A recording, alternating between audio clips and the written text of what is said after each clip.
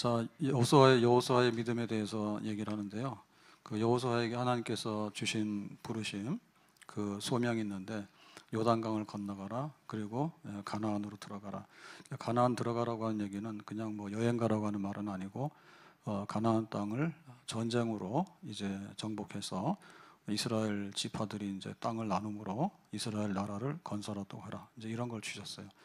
그래서 모세는 원래 여호수아는 원래 모세의 부관이잖아요. 그래서 뭐 나는 뭐 모세를 도와가지고 할 만큼 했으니까 뭐 이 정도에서 그냥 만족하고 은퇴하겠다 그렇게 할 수도 있는 거죠.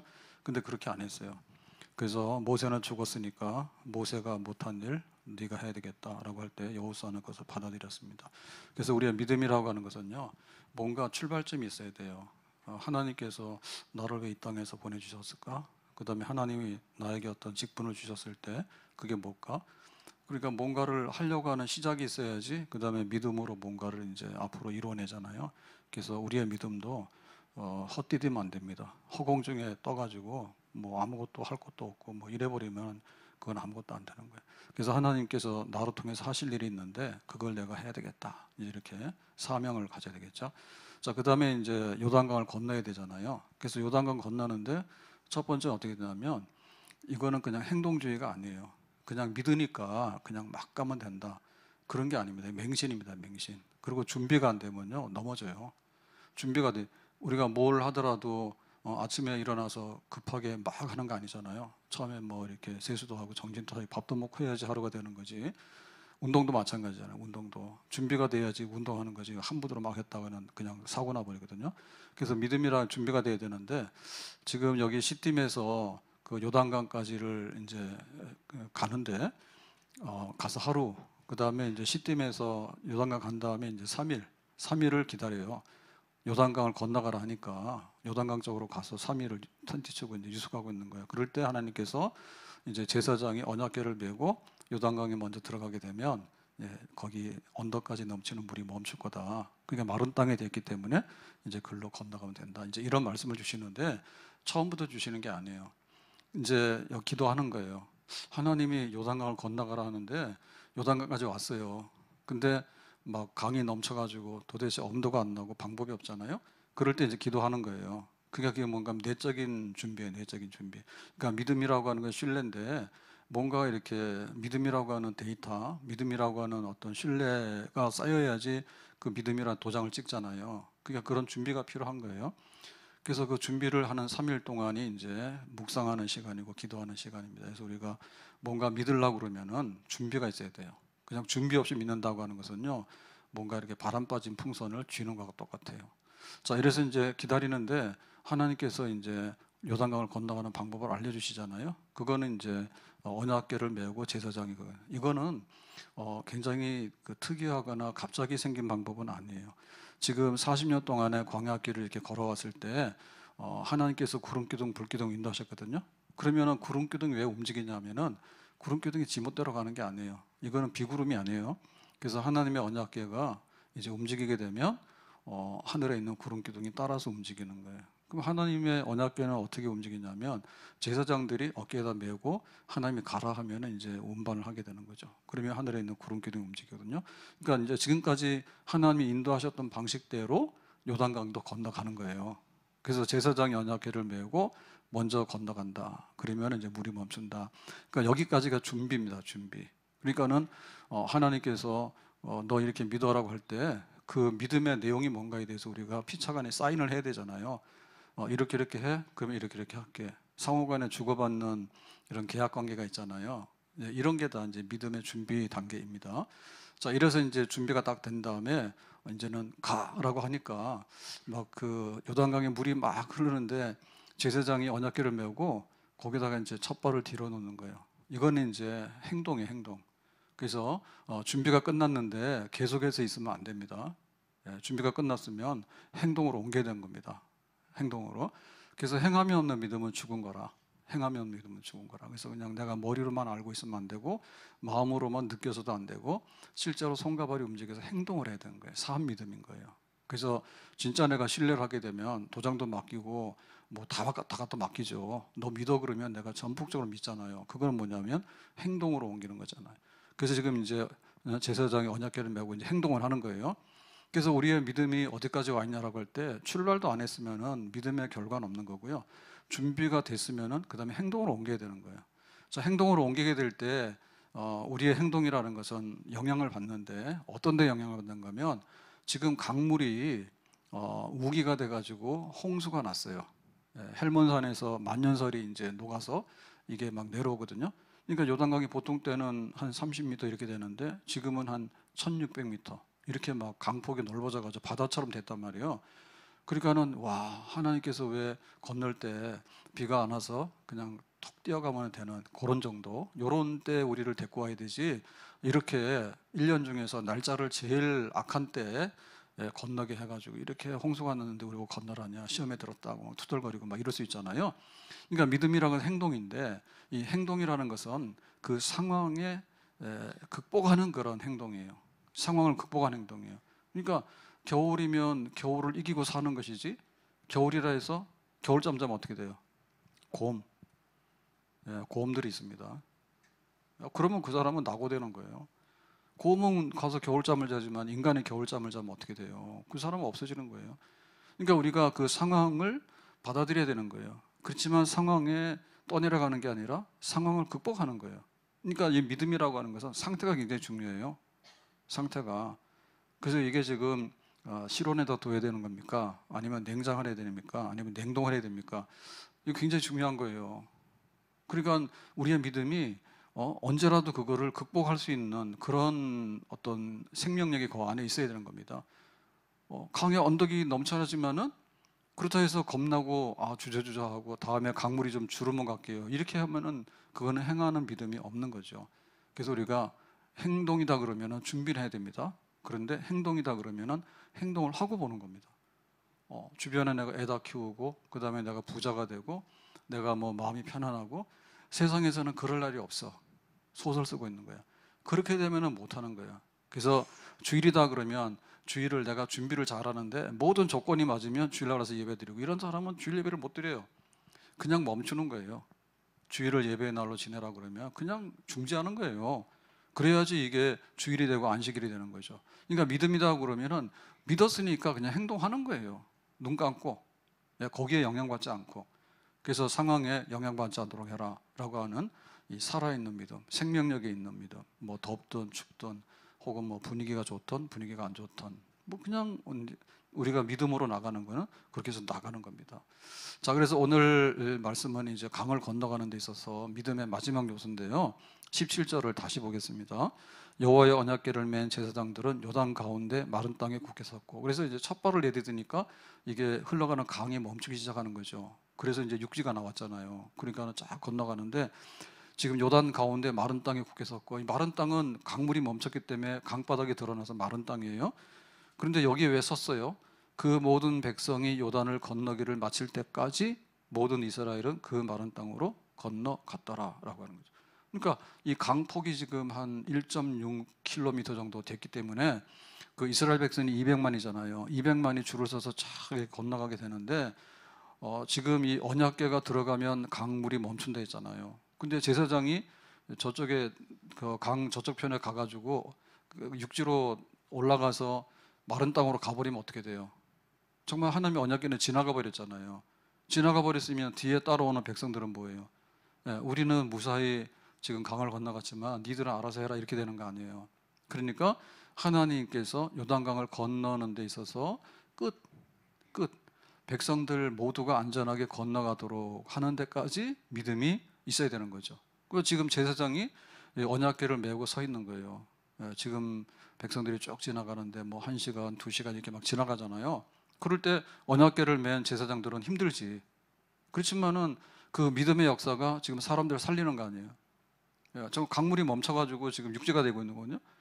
만약에 자기들이 힘들다, 혹은 내가 건너갔으니까는 쟤네들은 뭐 죽거나 살거나 그냥 몰라, 이렇게 돼 버리면은 이거 지금 그 요단강을 건너가는 일은 반쯤 성공하거나 실패할 수밖에 없는 거예요. 그래서 우리의 믿음은 요단강을 건너라고 할 때 끝까지가 중요합니다. 끝까지가. 작심삼일이라는 말 있죠. 내가 믿어. 그러니까 내가 새벽기도 한번 해볼게. 그럼 며칠 하도 안 하고, 신년도에 우리가 신년 집회하자고 며칠은 나와요. 예수님의 이름으로 일어나 걸어라. 그랬으면은 넘어질 때마다 예수님의 이름으로 일어나 걸어야 된다. 이 생각이 나서 벌떡벌떡 일어나야 되는데 그렇지 못하거든요. 그러니까 이게 뭐냐면 발은 들여놨지만 중간에 가지 못하고 중간에는 갔지만은 나머지 지나가니까 뒤에 사람은 또 지나가지 못하고 이제 이런 일들이 생기는 거죠. 그래서 믿음이라고 하는 것은 하나의 그 완성을 향해서 가는 거예요. 내가 믿기 때문에 믿음은 바라는 것들의 실상이고 보지 못하는 것들의 증거라. 그러니까 모든 백성들이 지금 이쪽 요단강 동편에서 가나안 이쪽 서쪽으로 옮겨가야 돼라고 하니까 옮겨가는 역사가 다 끝날 때까지 언약궤를 메고 제사장이 서 있는 거죠. 하나님의 약속의 말씀을 믿고. 그래서 여호수아가 지금 이 일을 전부 다 이렇게 지휘하잖아요. 지금 이렇게 지휘관으로 돼가지고 대표가 돼가지고 지도자가 돼가지고. 그래서 여호수아의 믿음도 끈기가 있고 또 여기에 순종하는 제사장들 끈기가 있는 거예요. 이게 지금 한순간에 물이 그냥 합쳐지게 되면 떠내려오게 되면 다 이제 죽게 되거든요. 근데 우리가 아는 대로 갈렙도 그랬어요. 갈렙도 자기가 나이 40에 정탐꾼으로 파견됐을 때 이제 가나안 땅 보고 와서 들어가자, 우리가 이길 수 있다 이렇게 얘기를 했는데 다른 사람들이 말을 안 듣잖아요. 그래서 못 갔잖아요. 그래서 이제 45년 후에 이제 가나안 땅에 들어간 다음에 그 헤브론 산지에 대해서 나에게 헤브론 산지를 주세요. 내가 전쟁에서 뺏을 거예요라고 하잖아요. 그때 뭐라냐면 내가 그때나 지금이나 내 힘이 여전하다고, 내가 지금 출입이나 싸움이나 40세 때 나이나 지금 나이나 똑같다고 그런 얘기 하잖아요. 그러니까 그 갈렙도 보면은 광야 38년에 방황하는 시간들 얼마나 많은 사건이 있습니까? 그리고 요단강을 건너서 여호수아와 함께 가나안 정복 전쟁을 7년 하거든요. 그러니까 전쟁터와 광야에 방황하는 생활이 합쳐져서 45년인데 45년 동안에 믿음 변치 않는 거예요. 끝까지 내가 가나안 땅에 젖과 꿀이 흐르는 것을 보는 거, 구경만 하는 게 아니라 내가 그 땅에 들어가서 그거를 내가 다 누리는 주인공이 되겠다. 그런 믿음이 있었기 때문에 갈렙은 자기의 그 믿음의 역사를 거기서 중지하지 않는 거죠. 끝까지 가는 겁니다. 모세가 홍해를 건너게 되는데 그때 이제 그 손을 들고 기도하니까 밤새도록 동풍이 불어와서 이제 홍해 바다가 육지로 쫙 변해서 이제 백성들이 지나가잖아요. 지나갈 때 모세가 손을 안 내렸어요. 만약에 모세가 홍해 바다 지나가는데 중간에서 그냥 피곤해서 그만뒀다라고 생각하면 끝에 있는 백성들은 다 저기 육지까지 통과하지 못해요. 지금 바로왕의 병거부대가 추격하잖아요.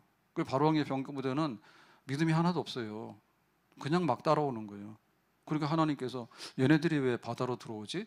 원래는 바닷물이 합치는 게 정상이잖아요. 물이 지금 수직벽을 해서 이렇게 길을 내고 있는 거는 지금 초자연적인 역사인데 너희들한테 해당 안 돼. 그러니까 바닷물이 원래대로 딱 합쳤잖아요. 그러니까 바로왕의 군대는 다 수장당했잖아요. 이게 모세가 그 기도해서 지금 홍해 바다가 육지가 됐을 때 정말 종일토록 그 백성들이 이렇게 건너가게 되는데 만약에 모세의 믿음이 중간쯤 하다가 나는 몰라요 라고 했으면 어떻게 될까요? 바닷물이 합쳐져 가지고 그 중간에서 건너지 못하는 그런 일들이 벌어질지도 모르는 거죠. 그래서 믿음은 버티는 힘이 있어야 된다. 지탱하는 힘이 있어야 된다. 내가 믿기 때문에 또 믿어보고 또 믿어보고 또 믿어보는 거예요. 그게 바로 믿음의 힘이에요. 믿음의 힘이에요. 견뎌내고 버텨내고 내가 두 어깨로 그것을 이겨내고 이런 것들을 감당하는 것, 그런 믿음입니다. 그래서 이제 홍해바다를 건넌 다음에 처음에 그 하는 전쟁이 이제 아말렉과의 전쟁이잖아요. 아말렉과의 전쟁. 그 아말렉과의 전쟁에도 그 르비딤에서 이제 그 전쟁을 하게 되는데 이스라엘 군대는 전쟁을 경험하지 못한 그야말로 노예로 살던 백성들이잖아요. 일반 사람들이잖아요. 무기도 없고 훈련도 없고. 그래서 아말렉 사람들한테 져요. 근데 이제 모세가 산에 올라가서 기도를 하게 되니까 하나님께서 이제 여호수아 군대가 아말렉을 이기더라. 그래서 뭐 이겼다 졌다 하는데 모세의 손이 올라갈 때는 이기고 모세의 손이 내려오면 지고 그랬거든요. 그래서 이제 아론과 훌이 모세의 손을 붙잡고 이렇게 안 내려 들어가잖아. 그러니까 이제 아말렉을 이기는 전쟁이 끝나게 되는 거죠. 그때도 이 모세의 손, 기도의 손, 이게 믿음의 손인데 하나님, 우리가 저 아말렉하고 싸우게 되는데 우리는 무기도 없습니다. 근데 군인들도 부실해서 이건 뭐 군인도 아닙니다. 그런데 전쟁은 이겨야 되겠습니다. 그러니까 기도를 하는 거지. 그 기도하는데 힘들지. 그렇지만 기도하는 손이 내려오면 안 되고, 모세가 피곤해서 내려오게 되면 아론과 훌이 그걸 붙잡고 올려주고, 그게 버티는 힘만큼 이렇게 지경이 넓혀지게 되고 그 승리의 잔이 넘쳐나게 되는 거예요. 그 지금 여기 요단강 건널 때 여호수아는 그런 거예요. 하나님, 요단강이 막 육지처럼 탁 길이 났습니다. 너무 감사합니다. 그냥 허겁지겁 해가지고 뒤도 안 돌아보고 자기 살겠다고 건너가 버리고, 뒤에 대해서 그냥 꼬리가 없으면, 뒷감당을 못하게 되면 중간에서는 사고가 나거나 낙오되는 그런 일들이 일어날 수 있는 거예요. 그래서 우리의 믿음이 천국 가는 그날까지, 우리의 선한 싸움을 다 싸워서 이기는 그날까지, 저 요단강을 건너가는 그날 마지막 지점까지 우리는 힘껏, 또 힘이 들더라도 버텨내는 그런 힘으로 우리가 믿음의 역사를 다해야 될 줄로 믿습니다.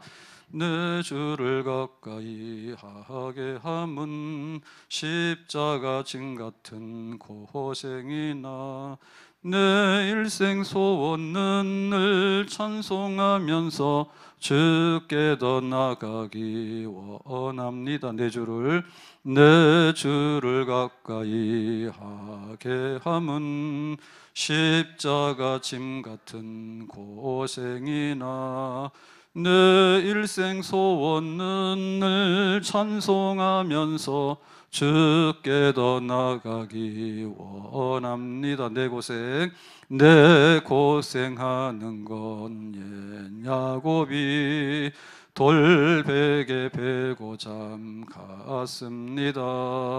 꿈에도 소원이 늘 찬송하면서 주께 더 나가기 원합니다. 내 고생하는 건 옛 야곱이 돌베개 베고 잠 갔습니다. 꿈에도 소원이 늘 찬송하면서 주께 더 나가기 원합니다. 모세 버티는 힘이 있었어요. 홍해 바다를 건너갈 때도 끝까지 견뎌내고, 아말렉과의 전쟁에서도 피곤해서 손이 내려오지만 끝까지 그걸 올리고, 지금 갈렙도 45년에 피곤한 일들이 있었지만 힘 빠지지 않고 끝까지 견뎌내고, 여호수아도 지금 요단강 건너가는데 강 중간에 제사장들이 언약궤를 메고 서 있으라 했거든요. 그러니까 그대로 버티고 서 있는 거야. 끝까지 견디고 서 있는 거야. 그러니까 우리 어깨에 우리 믿음이 달려 있는 거예요. 믿음이란 건 말하는 립 서비스가 아니에요. 믿습니다 해놓고는 침만 튀기더라고. 침은 왜 튀겨? 믿는데 말할 필요도 없어요. 요거 사기꾼들이 와서 말로 막 하는 거지. 진짜 믿으면 도장 찍고 그냥 다 던져주는 거지. 그렇게는 안 해요. 그러니까 이게 어깨로 하는 거예요. 어깨로. 힘껏 내가 의지하고 힘껏 내가 다 신뢰했기 때문에 다 맡겨. 죽고 나서나 내게 맡깁니다. 아버지여, 이 잔을 내게서 옮겨주십시오. 예수님께서 마지막 겟세마네 동산에서 그렇게 기도하시잖아요. 고난받고, 잡혀서 고난받고 죽기 전에. 그러다 한참 기도한 다음에 그러나 내 원대로 마옵시고 아버지의 원대로 하옵소서라고 하잖아요. 그러니까 예수님은 보라 세상 죄를 지고 가는 하나님의 어린 양이다 했는데, 이 세상 짐을 지고 가는데 이 짐이 무게가 얼마나 무거운가 하면 죽어야 끝나는 거예요. 그러니까 막 죽도록 그 짐을 지는 거죠. 만약에 나 이거 싫어요라고 십자가로 거부하게 되면 예수님 편하지, 그죠? 그렇지만은 죄 청산이 안 되고 믿음으로서 믿는 자들을 구원하는 예수님의 교회나 예수님의 백성은 탄생할 수가 없는 거예요. 그러니까 죽도록 그 어깨에다가 십자가를 메고 그거를 견뎌내는 거예요, 예수님께서. 우리도 이렇게 될 줄로 믿습니다. 누구든지 나를 따라오려면 자기를 부인하고 자기 십자가를 지고 나를 따르라 했는데, 믿음 생활이 소풍 가는 겁니까? 믿음 생활 소풍 가는 거예요? 그렇지 않잖아요. 때로는 좋은 순풍의 날도 오겠지만 대부분의 경우는 역풍이 불고 때로는 광풍이 불잖아요. 그래도 그걸 견뎌내잖아요. 정신을 잃지 아니하고 힘을 다하고 뜻을 다하고 해가지고 버티고 서 있잖아요. 그래야지 요단강이 우리 앞에 열려지게 되는 것이죠. 그 유대인들이 그 히틀러에 의해서 학살을 많이 당했잖아요. 나치. 그때 보면은 이제 유대인들 구원하는 역사들이 있는데, 그 오스카 쉰들러 얘기 알죠? 쉰들러가 유대인들을 살리기 위해서 자기 군수 공장에다가 이제 일꾼들로 이렇게 그 취직하게 합니다. 그러니까는 본래는 군수 공장이긴 하지만 유대인을 살리기 위해서 유대인들을 많이 불러오잖아요. 그래서 자기가 그 신들러가 불러내서 유대인들 학살당하게 됐는데 그 중에서 살린 사람이 뭐 1200명 가량이라고. 그래서 이게 유명한 신들러 리스트예요. 그러니까 저 학살당하는 유대인을 살려야 되겠다. 자기도 위험하죠. 그렇지만은 그거를 내가 믿음으로 어깨에다 짊어지고 하나 건지고 또 하나 건지고 이렇게 해서 1000명이 넘는 많은 생명들을 건져내는 거예요. 그러니까 우리의 믿음의 역사가 그런 게 있는 거예요. 내가 교회에서 장로로서 권사로 집사로서 이렇게 일을 하려고 보면은 그 힘든 일이 많지. 믿음으로라고 했는데 어떻게 힘이 안 듭니까? 요단강도 건너가야 되고 때로는 홍해바다도 건너가야 되고 또 전쟁도 해야 되고 이런 일이 있는데 그럴 때일수록 뭐예요? 어깨 힘주고 정말 장로로서 힘을 다하고 집사로서 힘을 다하고 버티는 힘, 그런 게 있어야 되는데 추풍낙엽이라 뭐라 그러면 우수수 떨어지고 말이에요. 그렇게 날아가 버리면은 그거는 아무런 결말을 낼 수가 없어요. 그래서 마지막 최후의 순간까지 내가 힘을 다하겠는가? 예수님께서 십자가를 매셨잖아요, 어깨에다가. 지금 생명 구하기 위해서 자기 목숨을 내놓고 1200명 가량을 구했잖아요. 에스더가 유대인이 학살당한다는 소식을 들었을 때 처음에는 자기도 겁나서 안 할라 했어요. 나 몰라요 그랬거든요. 왕이 안 부르는데 나 왕에게 못 나간다고?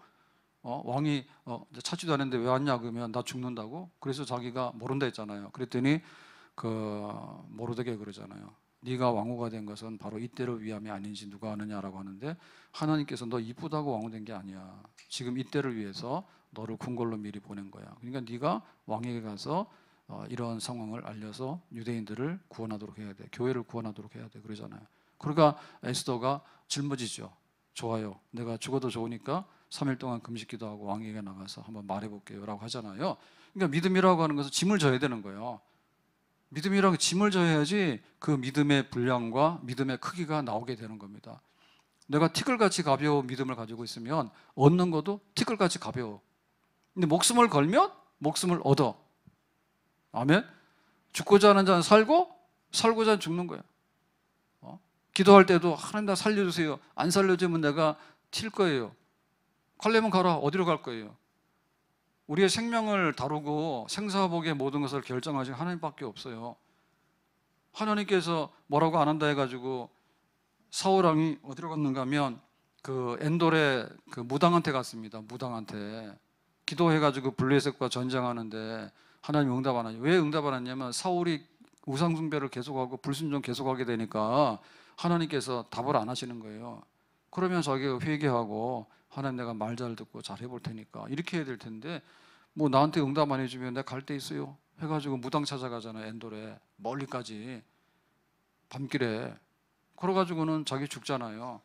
그러니까 우리가 이 멍에를 매야 되는데 멍에를 메고 짐을 지고 믿음이라고 하는 것은 그게 있어야 되는데 나 살겠다고 해서 하는 거 그거는 역사가 일어날 수 없어요. 나 죽더라도 에스더처럼 교회를 살려야 되겠다. 내가 이렇게 어려운 내가 제사장들이 지금 언약궤를 메고 요단강 가운데 서 있는데 자기들도 그럴 거 아니에요. 막 요단강이 멈춰가지고 서 있는데 언제 이 물뚝이 물 기둥이 무너질지 모르잖아요.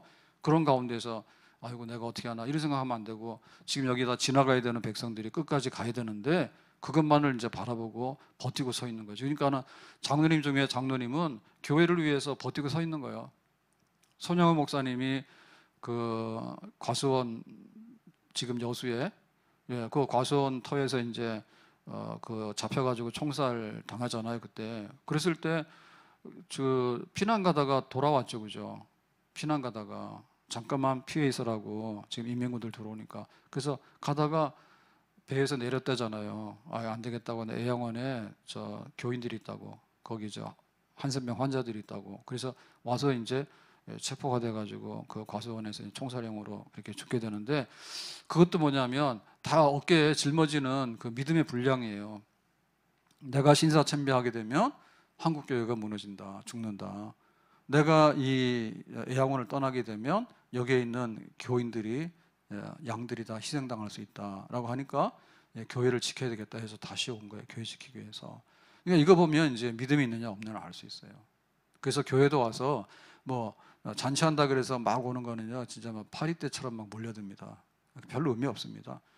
근데 교회가 위태로울 때 와라라고 할 때 진짜 나오는 교인이 진짜 교인이죠.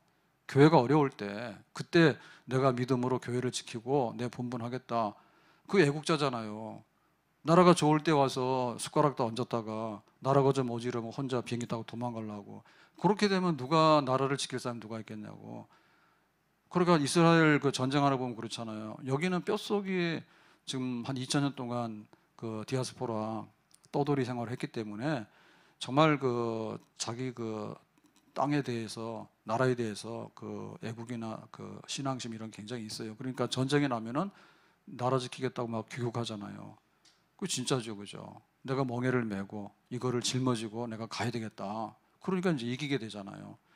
그래서 우리의 믿음도 그래야 되는데 어디까지 내가 이거를 언약궤를 메고 버틸 것인가? 다시 말하면 하나님을 믿고 내가 버틸 것인가에 있어서 보면 그 한나 같은 경우에는요, 자기가 이제 아들이 없어서 굉장히 고생을 했어요. 내 마음이 슬프다고. 근데 아들이 생깁니까? 처음에는 이제 남편 통해서 그걸 해결하려고 했거든요. 왜 남편 애기가 없냐고 그러니까 그 해결이 안 되잖아요. 그래서 나중에는 이제 실로에 가서 성막에 올라가서 하나님께 기도하잖아요. 그러니까 이제 하나님께서 한나의 기도를 들으시고 사무엘이라고 하는 아들을 주셨어요. 그러니까 자기가 이 그 나는 마음이 슬픈 여자예요. 아들이 없기 때문에 괴로워요라고 하는 이거를 그 짊어지는데 보통 사람 같으면은 그냥 슬프다가 말 거예요.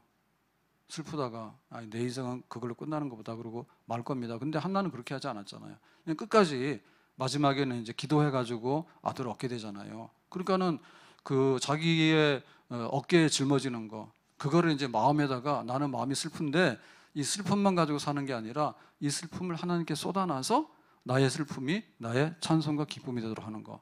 그 한나가 그렇게 찬송하잖아요. 기도 응답 받고 나서 사무엘 얻고 나서. 그러니까 이제 이게 그 짊어지는 분량입니다. 그러니까 이 분량이 자기 인생의 문제를 슬픈 거를 해결했어요. 그런데 이제 아들이 태어났기 때문에 이 가정이 평화로워졌어요. 가정이 평화로워졌어요. 근데 거기서 끝나는 게 아니라 이 아들을 하나님께 서원해서 실로의 성막에다가 엘리 제사장에다가 갖다 맡겼어요. 그러니까 이 사무엘이 한나의 아들이 아니야. 나중에는 이스라엘의 사사가 되잖아요. 이스라엘의 제사장이 되잖아요. 지도자가 되잖아요. 그러니까 그 한나의 믿음의 분량은 아들 얻는 데서 소원이 이루어졌기 때문에 그 다음날로 교회를 안 나오는 게 아니라고. 근데 우리 중에 보면 그런 사람 많아요. 교회 올 때 아쉬워서 왔다니까. 그래서 뭔가 하나 되면요, 내 배불러 그러고는 안아버리는 거예요. 근데 이거는 정말로 우리가 받은 바 그 은혜라고 하는 것은요, 정말 맛보기밖에 안 되는 겁니다. 하나님의 은혜가 한이 없다니까. 나에게 기도 응답해가지고 나에게 기쁨을 주는 하나님이라면 우리 가정도 은혜가 있고 또 기쁨이 넘쳐나는 가정으로 만들 수 있는 그런 믿음이 되는 줄로 믿습니다. 그러면 우리의 믿음 뭐예요? 온 교회를 기쁘게 하고 온 교회를 잔치집으로 만들어 놓을 수 있는 그런 믿음이 또한 되는 줄로 믿습니다. 교회를 위해서 멍에를 메면 교회의 기쁨을 소식을 전하는 그런 멍에를 메게 되는 믿음의 결과가 나오는 거죠. 아멘. 그러니까는 한나는 사무엘을 위해서 기도했지만 자기 자식이 아니라 이스라엘의 지도자가 된 거예요. 그러니까 자기의 어깨를 맨 그거가 그 사무엘이라고 하는 국가를 이제 새롭게 일으키는 블레셋으로부터 이기게 되고 이 사무엘에부터 이제 사울로 왕권이 넘어가잖아요. 왕정 시대로. 그러니까 한 시대를 부흥케 했던 그런 지도자가 되는 거죠. 그 어깨에 견디는 힘. 제사장이 여기 요단강 중간에 서서 지금 언약궤를 메고 버티는 힘으로 인해서 그 200만 되는 백성들이 무사히 건너갔잖아요. 그러니까 한나의 기도는 내 아들을 위한 기도나 내 가정을 위한 기도가 아니라 나중에는 이스라엘을 위한 기도, 이스라엘의 기도의 어머니예요. 아멘? 그러니까 우리가 지는 그 어깨의 짐과 믿음의 그 견디는 힘이 크면 클수록 그것이 어디까지 미치냐면 국가에까지 미친다니까요. 요즘에 일들이 많아서 그래서 지난주도 주보 컬럼을 미리 얘기해서 좀 그랬는데 왜 막내가 주장 형님을 주목으로 팼냐 그랬잖아요. 근데 기쁨의 소식이 왔습니다. 막내가 런던까지 찾아가서 주장 형님 내 잘못했어요 해가지고 형이 용서해서 둘이서 티셔츠 입고 사진 찍었죠. 그런 거 안 봤어요? 그래서 이번 주에 저에게 있어서 기분 좋은 거는 딱 그 소식이에요. 다른 건 다 기분 나빠. 그러니까는 이게 좀 풀리더라고요. 좀 일찍 하지 왜 그걸 늦게 해가지고 그래가지고. 그리고 그런 일을 하면 안 되잖아. 그랬으면 우리가 준결승에서 요르단한테 질 것 같지는 않았는데 전날 밤에 주먹 휘두르고 뭐 팀이 그 모양이 됐으니까 뭘 하겠어요. 좋더라고. 그러니까. 근데 지금 보면 그 여러 가지로 그 위태로운 것들이 참 많이 있어요. 참 많은데 그 우리가 이 언약궤를 메고서 이 강 가운데서 믿음으로 버텨내야 되는 그런 것들이 너무 많아요. 그래서 그런 걸 정말 저는 많이 느껴요. 많이 느껴요. 지금 우리 인구 절벽에 와가지고 지금 이제 출산율이 0.6대로 갔다 하죠. 이거 발표하면 난리 난다더라고요. 전 세계에서 우리나라 걱정해요. 대한민국은 역사에서 사라질 일본이에요. 지금 우리가 저 K-팝과 K 뭐 문화 컬처 이런 게 지금 의미가 없어요. 지금 인구가 곤두박질 치는데요. 200명 줄 세워놓으면 뒤돌아보면 65명 남았다니까. 지금 135명이 지금 사라진 거예요, 우리나라. 그럼 어떻게 돼요? 우리나라 저기 이민 받아가지고 채우지 않으면은 안 돌아가죠. 뭐 이 땅에 사람이 없으니까 어떻게 해요? 저 외국 사람들이 데리고 와서 채워야 되는 거지. 그 사람들이 뭘 하겠어요? 아무 개념이 없는 사람들이에요.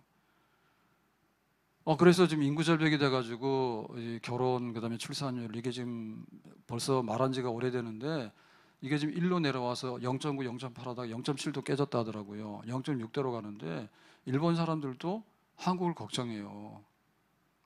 일본 사람도 한국 걱정해요. 야, 니네가 그렇게 되면 어떻게 되냐 막 이래요 지금. 이거 큰 문제고요. 그다음에 우리가 기도 제목입니다. 우리가 어깨에 메고 가야 될 그런 문제예요. 그다음에 국방의 문제도 그래요.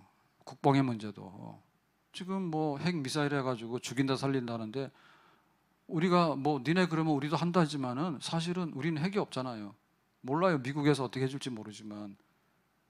그런데 만에 하나 우리가 그런 일을 겪어서 전쟁에서 끝에는 이긴다 할지라도 모든 거는 다 박살나는 거예요. 6.25 그런 거는 옛날 전쟁은 아무것도 아니죠. 근데 뭐 그냥 대놓고 그러고 있는데 남북 간에 세월이 지났는데 좋아졌습니까? 김일성 죽었을 때요. 막 그 호해 옛날에는 그런 거 신문 호해 막 하고 했을 때는 막 뭐가 되는 줄 알았어요. 김정은이 또 죽었잖아요. 김정일이 죽었잖아요. 근데 뭐 김정은이 나와가지고는 핵을 얼마나 많이 만들어놨는지 이제는 대놓고 뭐 핵만 아니라 뭐 미사일이다 뭐다 해가지고 그런 거 보면 지금 우리의 그 국방에 대해서도 옛날보다도 훨씬 더 위기죠. 재래식 전쟁은 그렇게 쉽게 잘 안 져요. 근데 그 모든 거 움직이는 뭐냐면 첨단 무기고 그다음에 이제 군인 숫자잖아요. 군인 숫자인데 우리나라 북한은 원래 인구가 적잖아요. 군인들이. 그러니까 많이 가 있잖아요. 근데 우리는 인구가 많았는데 지금 인구가 급속하게 줄어가지고 우리나라 군대 모병이 안 돼요. ROTC 없어요. 없더란 말은 없는 게 아니라 이게 지원을 잘 안 해요. 그리고 뭐 육사고 뭐고 사관학교고 뭐 거의 잘 안 갈라 합니다. 예. 그래서 오죽했으면 5060 실버암이라고요. 그 국가가 운영하는 예비군 있죠. 현역 예비군 있잖아요. 그게 아니라 민간 예비군 자원에서 우리나라 지키자 해가지고 그런 모임들이 막 일어나고 그러는데 그게 엄격하게 말하면 해결책이 아니라죠. 뭐냐면 50대, 60대가 도움을 줄 수 있지만 주력 부대는 될 수는 없잖아요. 그러니까는 이제 그 부사관들이나 장교들을 군대다가 이렇게 오래도록 복무해야 되는데 그거 할 사람도 없지만 돈을 많이 줘야 돼요. 그 국방비가 어디서 나와요 지금? 예? 그러니까 그 앞에 있는 문제도 보통 문제가 아니에요. 보통 문제가 아니에요. 국방의 문제, 우리 안보의 문제. 근데 지금 우리 경제도 그렇잖아요. 옛날에는 신났잖아요. 우리나라 경제가 막 이렇게 성장률이 굉장히 빨라가지고 지금 그렇지 않잖아요. 그래서 일부 우리나라가 경쟁력이 있는 게 있죠. 뭐 핸드폰이랑 뭐 반도체랑 뭐 조선이랑 몇 개 있잖아요. 근데 그 우리나라가 항상 선두로 올라갈 수 있는 건 아니죠. 얼마나 세계 그 경쟁이 치열합니까? 그래서 이번에 그 소니인가 어디서 그게 더 그 삼성도 밀렸다 하더라고. 예. 그러니까는 우리의 그 첨단 산업들이 어떻게 경쟁력 있냐 할 때, 그래서 그 카이스트에서 일어났던 일들 가지고 그 말이 많은 거예요. 뭐 R&D 뭐 해보겠다는데 R&D 다 깎아놓고는 해가지고는 뭐라 하니까 뭐 대통령 경호실에서 이렇게 깨구리처럼 잡아가지고 달랑 메고 나갔잖아요. 그러니까 지금 이공계인데 이공계는 누가 하냐고요. 그러니까 지금 우리가 앞뒤가 안 맞는 일 참 많아요. 그래서 그 실제로 그게 맞습니다. 70년대, 80년대는 그 소위 말해서 스카이에 조금 속할 수 있는 게 서강대 전자공학과 박근혜 대통령이 그거 하다가 유학 갔다 하잖아요. 그죠? 서강대 전자공학과 공과대학으로 유명하진 않잖아요. 거기가 원래는. 근데 하여튼 간에 거기가 마지막 커트라인이잖아요. 근데 지금 그 의대가 서강대 전자공학과보다 낮았다니까요. 실제로. 그래가지고 서강대 전자공학과 사무소에서 떨어진 우리 교회 그 청년이 순천향 의대 갔어요, 그때요. 그 정도로 이렇게 돼 있었습니다, 지금. 그러고 막 서울에 있는 의대들도 그냥 그렇지, 지금처럼 전혀 그렇지 않았어요. 그 정도 인재들이 많이 갔다, 이공계예요. 갔다고. 근데 지금 어떠냐면, 뭐 이공계 몰라겠다는데, 뭐 이번에 보면 더 하잖아요, 계속해서.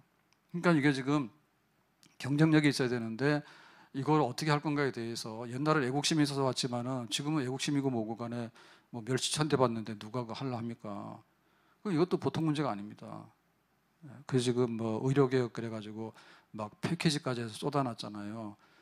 그게 한 번에 쏟아붓다 해서 될 일은 아니에요. 그게 국가 통치권에 해당하는 일이긴 하지만 현장에서 해당되는 쪽에서 이거보다는 이게 낫다라고 얘기를 하면 뭐가 좀 타협이 되거나 대화가 돼야 되는데 아닌 거예요. 2,000명이고 이거는 패키지가 맞으니까 하라고 그러는데, 아니 응급실이랑 여기 산부인과 소아과 우리 모르겠습니다. 여기 소아과 선생님들이 저그 오픈런 한다는데 애가 없는데 무슨 오픈런 하겠어요. 그런 데도 있지만 그렇지 않은 데도 많겠죠.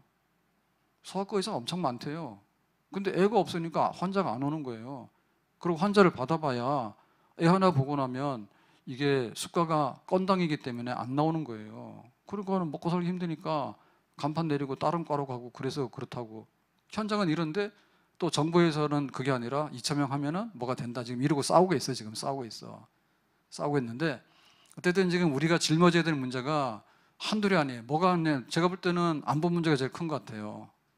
진짜 우리나라가 안전한가? 북한에서 그럼 우리도 다 한다 그러는데 진짜 할 수 있는 건지. 군인도 없는데, 무기도 없는데. 그 다음에 경제. 어쨌든 우리가 경제력이 있었기 때문에 이만큼 살아왔거든요.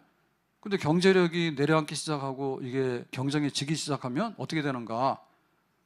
그 다음에 여기에 이제 그러려면은 이제 그 첨단에 대한 인재들을 양성하는 그런 이공계 내지는 이런 거입니다. 그 다음에는 이제 복지니까 의료가 되겠죠. 의료가 복지니까. 근데 지금 선거 앞두고 복지 문제 중에서 의료에 대한 문제에 대해서 잘해줄 테니까 정부가 하는 대로 왜 안 따라오냐 이러니까는 이게 국민들은 그쪽으로 반응을 많이 보이거든요. 왜냐하면 그거는 그냥 앉아서 받는 혜택이지만은 너 군대 갈래? 너 세금 많이 내려고 그러면 표가 떨어져요. 근데 이렇게 해가지고 의료개혁 해가지고 혜택을 많이 주겠다 하니까 박수치고 따라가는 형국이란 말입니다. 어떻게 보면 이게 공짜로 먹는 얘기를 가지고 지금 싸우고 있는 거예요. 국민들을 볼 때는. 근데 내가 일하러 가야 되고 내가 전쟁하러 가야 되고 내가 세금 내러 가야 된다고 지금 그거를 계획을 터뜨리잖아요. 그러면은 표 없겠어요? 안 되잖아요. 그러니까 지금 우리가 국가를 위해서도 이거 아니면은 대한민국이 없어진다는데 진짜 대한민국을 메고 여기 강 가운데 서가지고 지켜야 될 그 주제가 뭐냐? 우리가 지금 이렇게 사회적으로 다툼을 해야 되고 국론이 막 왔다 갔다 해야 되는 그런 상태로 가야 되는데 그 핵심이 뭐냐라고 할 때 믿음으로 서야 될 부분들, 그 부분들을 우리가 바로잡아서 서야지 국가도 쓰겠죠. 바로 쓰겠죠. 우리 교회도 끝을 봐야 돼요. 끝을. 한나가 내 마음이 아파서 자식이 없어서 그랬으면 그 다음에는 이제 가정의 그 화목과 평안이 이루어지게 되는 거고, 그 다음에는 그 시대의 지도자가 나왔기 때문에 그 시대를 살리잖아요. 그 짊어짐으로 인해서. 어거스틴의 어머니 모니카도 마찬가지예요. 아들이 이렇게 막 탈선해가지고 그러니까 어거스틴 위해서 기도를 하게 되는데 이제 거기까지 아들이 회심하고 돌아오는 순간에 이제 모니카는 죽었지만 그 어머니의 기도는 그게 끝이 아니죠. 어머니가 눈물로 기도하는 자식 망하지 않는다는데 어거스틴이 망하지 않았을 뿐만 아니라 초대교회에서 이제 중세로 넘어가는데 초대교회의 그 지도자로서 모든 신학과 경건의 영향력을 행사하게 되는 그런 큰 지도자를 배출하잖아요. 그러니까 이 모니카의 그 견디는 힘, 평생에 아들이 회심해서 다시 주님께로 돌아오도록 하는 그 멍에를 맴, 그것은 자기의 그것만 아니라 자기 가정만이 아니라 기독교 교회 역사에 새로운 한 해의 지도자를 세워서 전환점이 이루어지게 되는 거기까지 그 영향력이 미치게 되는 거죠.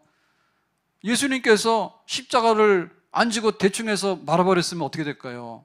온 세상 구원은 이루어질 수 없는 거예요. 근데 내가 십자가에서 죽기까지 충성함으로 인해서 그 십자가를 매는, 어깨에 매는 그 십자가의 믿음의 힘으로 인해 가지고 우리 모두에게 구원의 길이 열려지게 됐잖아요. 그래서 내 믿음 그럴 때 믿음은 십자가 지는 거다. 믿음은 어깨에다가 언약궤를 매는 거다. 하나님의 약속을 믿고 내가 어깨에다 힘을 주는 거죠. 믿음으로 지금 요단강을 들어가서 건너가고 있잖아요. 그 가운데 서야 되잖아요. 믿음으로 인해서 요단강을 건너가는 역사가 다 종결되기까지 내가 버티고 서야 되잖아요. 지금 그 일을 해야 되잖아요. 그것이 믿음의 분량인 거예요. 하나님께서 우리에게 은혜를 주시면 우리의 믿음의 끝을 보게 되고 우리의 믿음의 그릇이 차고 넘치게 되는 그런 역사를 이루게 될 줄로 믿습니다. 우리 교회를 위해서도 우리가 짊어져야 될 믿음에 견디는 힘이 있어요. 쉽게 나가 떨어지면 안 돼요. 죽을 때까지 충성하는, 그러면 하늘의 미랄이 100배 열매를 맺는 거예요. 장로님 많아서 문제가 아니라 교회를 위해서 죽을 장로님 한 분이 있으면 100명분을 하는 거예요. 권사님들이 많아서 그런 게 아니라 정말 눈물로 기도하는 한나 같은 권사님들이 있어서 교회 짐을 지게 되면 교회 100을 감당하는 그런 역사가 일어나게 되는 줄로 믿습니다. 십자가를 질 수 있나 주가 물어보실 때 죽기까지 따르오리. 성도 대답하였다. 우리의 심령 주의 것이니 주님의 형상 만드소서. 주 인도 따라 살아갈 동안 사랑과 충성 늘 바치오리다. 우리의 심령, 우리의 심령 주의 것이니 주님의 형상 만드소서. 주 인도 따라 살아갈 동안 사랑과 충성 늘 바치오리. 우리의 심령, 우리의 심령, 우리 손들 갑시다. 주의 것이니 주님의 형상 만드소서. 주 인도 따라 살아갈 동안 사랑과 충성 늘 바치오리다. 여호수아가 언약궤를 메고 제사장과 함께 요단강 건너가는데 견디는 힘이 있었어요. 예수님께서 십자가를 지심으로 인해서 온 인류가 구원받게 되는 그런 믿음에 견디는 힘이 온 세상의 구원으로 열매로 나타나게 된 줄로 믿습니다. 우리 교회를 위해서 짐지고 우리 가정을 위해 짐지고 우리 나라를 위해서도 우리 교회들이 기도를 많이 해야 돼요. 어떻게 우리가 안전을 보장받을 것인가, 어떻게 인구 절벽으로 이게 지금 나라가 소멸되어 나가고 있는데 어쨌든 어떤 정책이 되든 뭐가 되든 간에 변화가 왜 될 거잖아요. 예? 10년 후에 20년 후에 어떻게 됩니까 지금 병원 가는 게 문제가 아니에요. 정신 차려야 됩니다. 예? 병원은 지금 멀쩡해요. 어떻게 보면 바꿔놓으면 되는 거예요. 그냥 시스템만 바꿔놓으면 되는 거예요. 우리의 경제도 그래요. 경제도 이렇게 우리가 망가지게 되면요, 정말로 이게 돈 빌리러 다녀야 되고 비참해집니다. 우리나라가 살만하니까 외국인들이 와서 일도 하고 막 그러게 되는데, 아무튼 우리가 짐을 지는 거, 견디는 힘, 교회가 민족의 제사장으로서 우리 국가를 위해서 기도하는 제사장으로서 우리가 어깨를 정말 힘을 들여가지고 기도의 무릎으로 믿음의 어깨로 우리가 견뎌낼 때 나라가 잘 살게 되고 이 땅이 보존되게 되는 줄로 믿습니다. 오늘 17절 말씀에 여호와의 언약궤를 맨 제사장들은 요단 가운데 마른 땅에 굳게 섰고 그 모든 백성이 요단을 건너기를 마칠 때까지 모든 이스라엘은 그 뒤를 그 마른 땅으로 건너갔더라. 아멘. 오늘 이와 같은 역사가 우리 믿음의 역사가 되기를 주님의 이름으로 축복합니다. 기도합니다. 오늘 우리에게 이런 믿음 주셔서 우리가 요단강을 다 건너가는 데 성공할 수 있도록 해주시고 가나안 땅을 밟는 주인공들이 되기를 원합니다. 주 예수님의 이름으로 기도합나이다. 아멘.